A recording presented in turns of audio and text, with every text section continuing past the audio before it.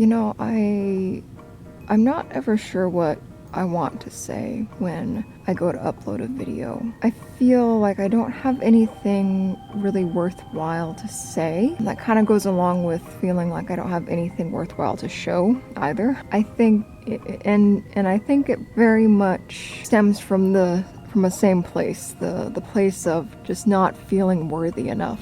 And for me at least, it's really hard to judge my self-worth. It's really hard for me to say that what I've done, what I've made, what I'm thinking, what I look like, who I am, it's really hard for me to say that that's enough and that's valid and that's okay. Ever since I can remember, I always strove for perfectionism. Even when I was a kid, I wanted to be the best that I could be, and I didn't know that I was participating in professionalism to the point where it was toxic for myself. And so, growing up, I brought all those toxic thoughts, subconscious maybe, but still toxic thoughts into my adulthood. And to this day, I still struggle with everything being perfect. At least I've started to notice that I am almost obsessed with perfectionism. I started realizing it maybe about 2 or 3 years ago. And 2 years ago, I decided to completely lean into perfectionism and got myself very sick. So I'm trying to let things not be perfect. I'll be honest, this is the 4th time that I've taped a voiceover for this specific video. Each time I felt like what I had to say was so superfluous that it was a bother to hear. Other times it sounded lackadaisical and it made me feel like I wasn't putting out the best that I could. And right now I feel like I'm not putting out the best voiceover that I could, I feel a pressure to be funny. I feel a pressure to have a lot of interesting stories and things to say. And I think I do, but there are times, short and prolonged times, when I can't concentrate on those type of things, when my mind is weighed down, is bogged down with more melancholic thoughts. I was playing with a blue calcite stone that I got not recently, it's been a while, and it's very soft and it just broke off a small piece, so that sucks. I really enjoy playing with blue calcite because it's my favorite type of stone, type of semi-precious stone, but it's so soft that sometimes I press too hard on a corner and it breaks. So that just happened. It's definitely a stone to look at, not a stone to twiddle with.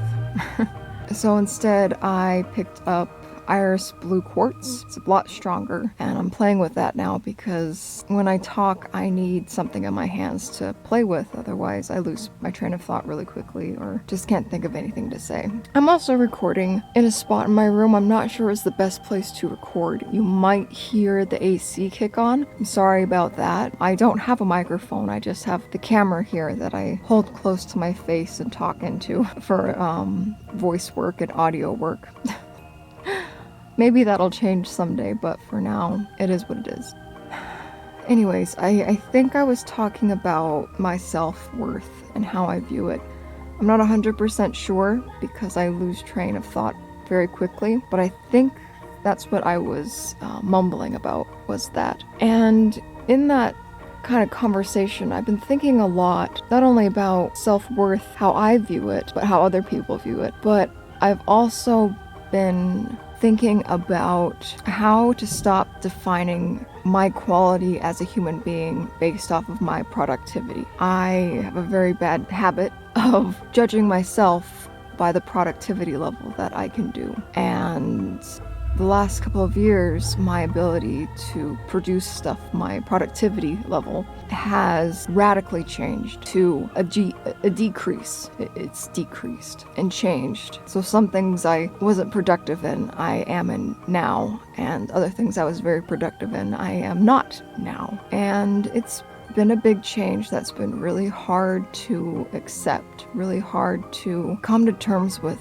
that I have to be okay with not being productive. I have to be okay judging my self-worth and self-purpose and self-meaning by what, not by what I produce. And I think that our self-image is reflective of our productivity, and I think that is a societal thing. You know, I think society really teaches us and really promotes work culture and having something to prove and something to show in order to be worthy of being who we are. I don't know if you heard the little chime in the background. Sorry about that. I'm trying to send an email to someone and I can't read one of the characters in their email address, so I'm going through a list of possible email addresses and seeing which one actually gets sent. It's been kind of a frustrating process. You know, it is what it is, and I just have to keep trying, and we'll see what happens. Eventually, hopefully, one of them is the right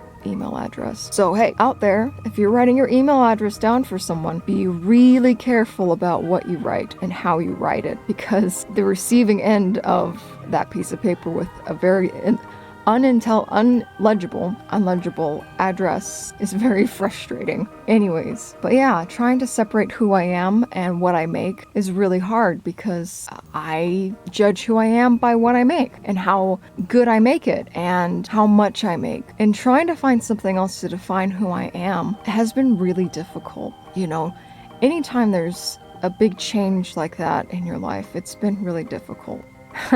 I'm looking at my hands right now. I thought I had washed off all the pumpkin juice from my hands, but I'm finding little patches of orange. I'm cooking the 6 pumpkins that we grew from the garden in order to freeze the puree and then use them later on. And I just recently cut up the biggest pumpkin and I have orange everywhere.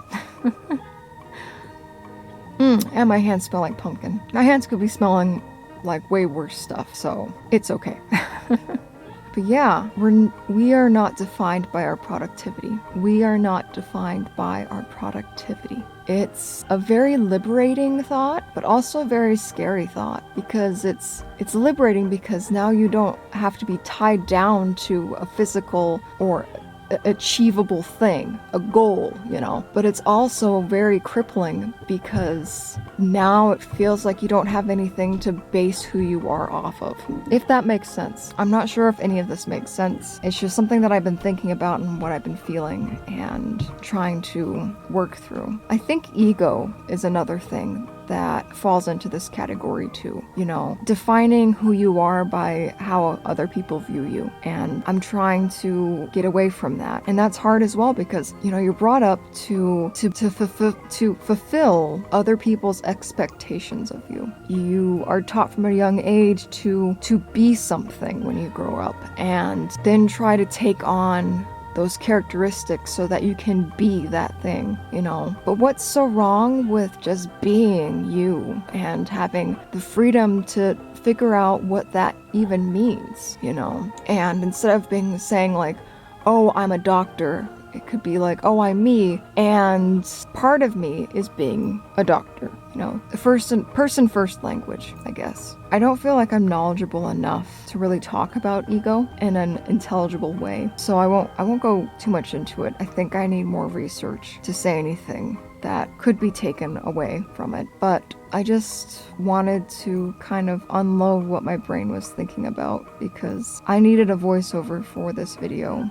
And I've recorded many, but this one I think is the one that I'm going to use because it fulfills my itch to talk about what's on my brain, and it also fulfills the need to bring an idea to others in this video. Unfortunately, I'm not feeling very silly today, so I guess this is gonna have to be what comes out, and I hope that it was helpful or at least interesting to other people. I'm sorry if it was an unintelligible mess, but yeah, I wanted to just let those thoughts out.